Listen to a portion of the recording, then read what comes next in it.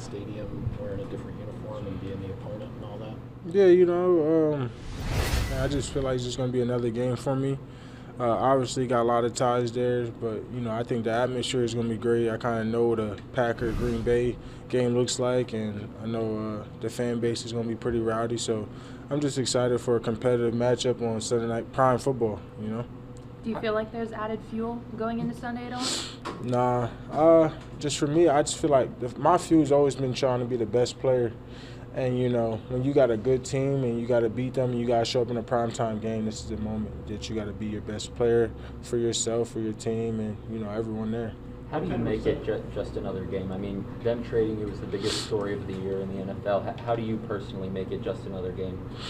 Well, I just personally, just knowing me, once the game starts, who's going to be worried about any trade? It's just me against them 5 men in front of me, you know what I mean? And then we got one common goal, and that's to win the football game. And how we win the football game is winning the line of scrimmage and affecting Dak and how good he's been playing this year. So I think, the fans, the media is going to get off on the pre-draft, the hype and all that. But once the game's, ain't no one talking about the trade. We're talking about winning a football game.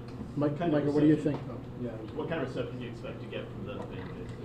I think Dallas loves me. I think they're going to give me a good round of applause. And, there's no hard feelings there, at least for me. And I think it's going to be, like I said, it's going to be a great atmosphere. I think, this is some of the best football you're going to get in Dallas when it's Sunday night against, a rivalry opponent.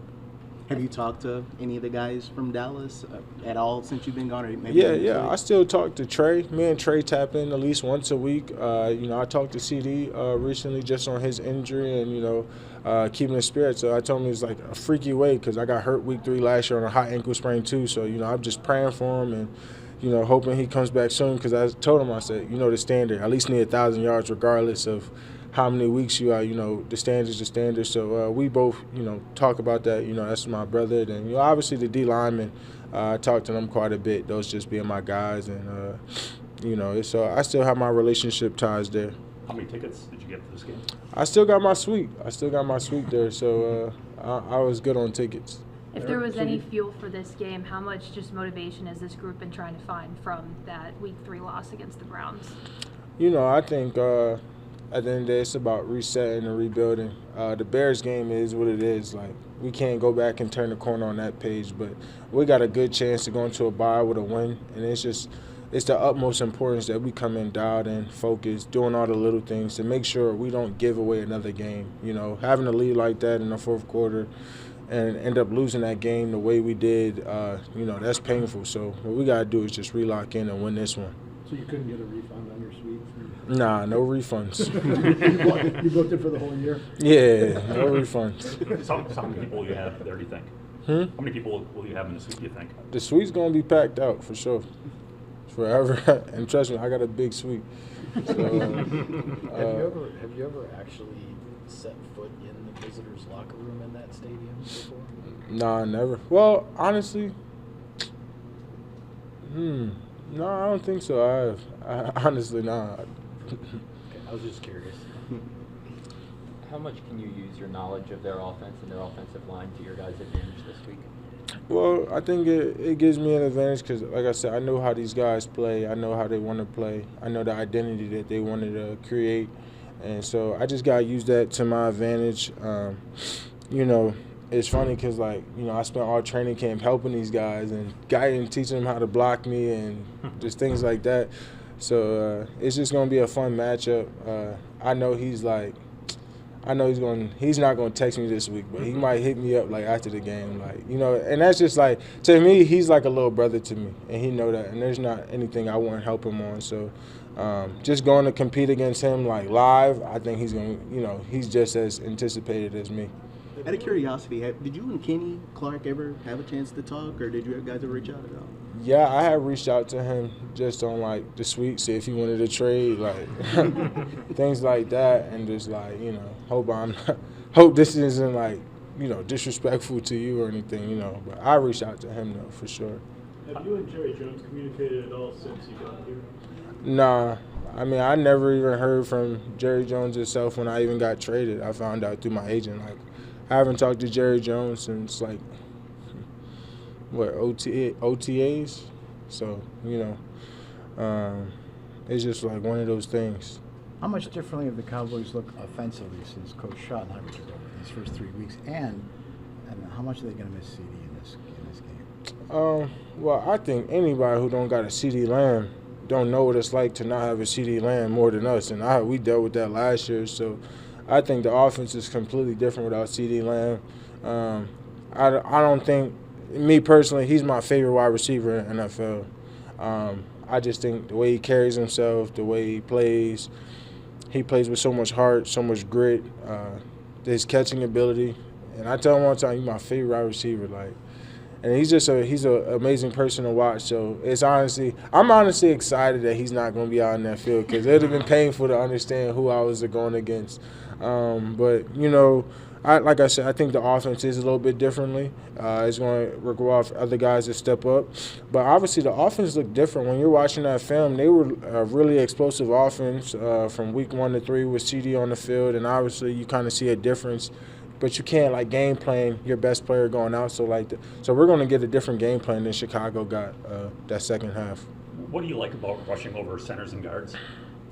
Well, to me, I just feel like it's not just the centers and guards. I just feel like we're creating matchups, and I feel like I'm the best player against all of them. It don't matter left, right, left guard, right guard. Some guys, I think their numbers drop at different positions, but sustainably, whether it's your best player versus my, I think, I'm winning those matchups. So I just think my percentages go a little bit higher when I'm over them too. Usually when a player returns to a team they gave so much for, they do a tribute. Jerry said he wasn't going to do that for you. Do you find that is a little disrespectful? No, there's a lot of things I can consider disrespectful throughout this process, but I wouldn't say the tribute is one of them. I would say, I just think, there's hard feelings maybe there for them, but, for me, I'm happy where I'm at, and we got a really good football team, so I guess I can live you my tribute and a win, I hope. Micah, when you were saying you were helping, I'm assuming you were talking about one of the offensive linemen. Who were you talking about specifically? The guy you won't talk to this week?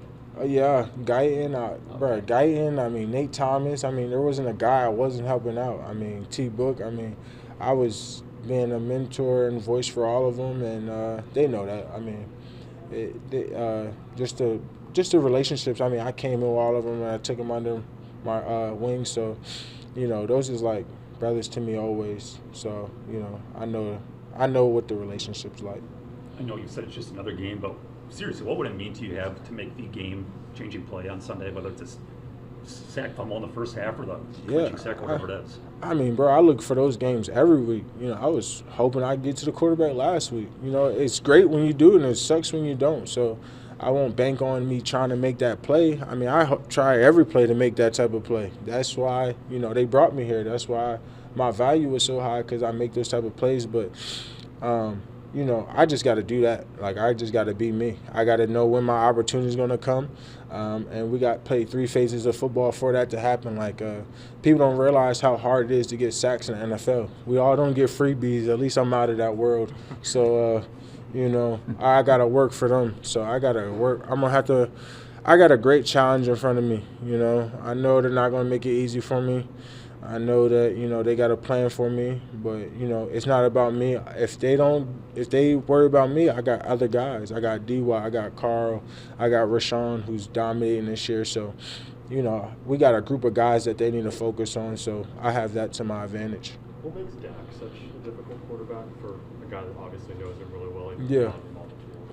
I think Dak is so good because he's overly confident, and he believes he can make every throw, and I think 90% of the time he does do that. He does, and you want your quarterback to have that mentality. And I just think, he's a person who's very resilient, and he's determined, and, I never would bet against him,